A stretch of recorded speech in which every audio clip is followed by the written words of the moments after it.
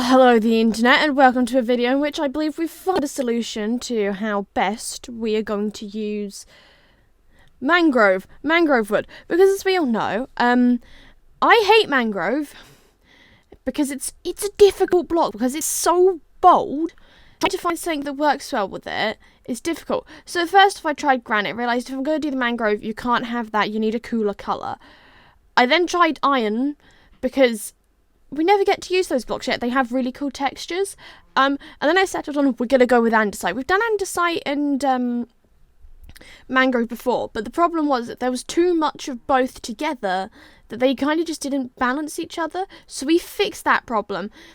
I think I'm using, this is probably like the most different combination of blocks I've ever used. There is jungle planks on the floor. That's what we're using for that. There's also acacia. Basically, it's the warm tones to set off the cold tones of the andesite to try and make it actually look half decent. That's the goal at least. Yeah, so obviously, building a giant box. One thing I will say about some of the village builds for Minecraft is they're really small on the inside, so trying to fit like everything in that you like would be reasonable to have in a house in Minecraft is really difficult, which is why I kind of work on, if you build like little communal sections of it, then people will work together. I then realised my error in about 30 seconds after doing this, that actually that's meant to be a block higher than I actually put it. Because as I've said before, I'm working off of Minecraft blueprints. They're available on the Minecraft wiki. It's a really useful like source for this. So once I realised what I'd done wrong, I then did a layer of jungle because it was two different blocks. The stone block was at the bottom and the wood one was at the top. So I went, oh, you know what? Let's put like a warmer tone one at the top. Put some acacia trapdoors on it. Don't know why I didn't do them all so they face the same way up, but I didn't, and I didn't think to fix it.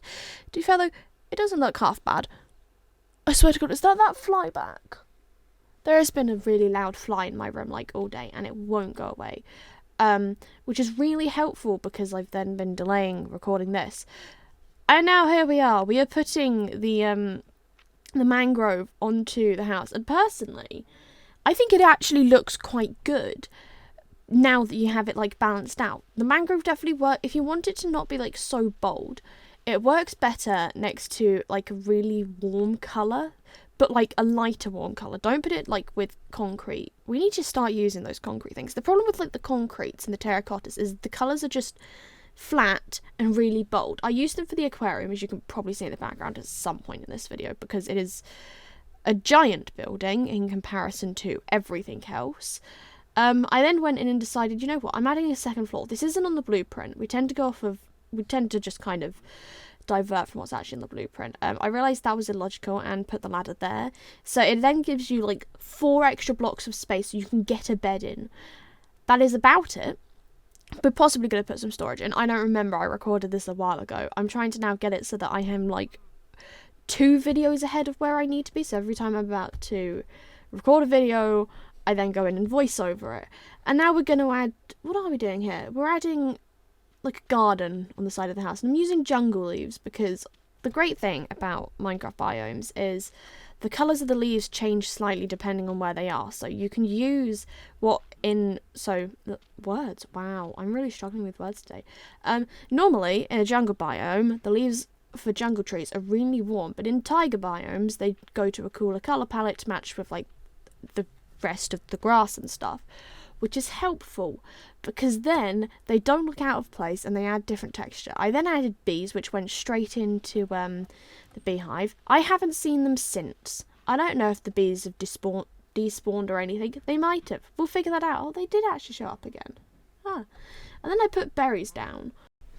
So continuing on, I added berries and just decorative stuff in general to try and spice up the area. Now, obviously, it's June, which means it's Pride Month, which also means I now need to come up with a Pride build, because I don't think we've done one before. So if you have any ideas for what I can do for that, let me know, because I have no ideas, and the criteria is it cannot take more than like an hour for me to build, because like 45 minutes is usually like the most I will ever record for. Equally, I've just got distracted by a message my friend is sent. Equally, the other criteria is it cannot be massively flammable. So building a whole thing out of wool, is like a really bad idea because of the amount of lightning I end up getting on this world. Because one time, the entire roof of the flower shop burnt down.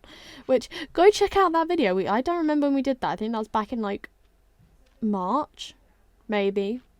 Jeez, March was like 2 and a bit months ago. No, 2 months? 3 months. March was 3 months ago. Wow. That's... Okay, the internet. Happy Pride Month. Goodbye.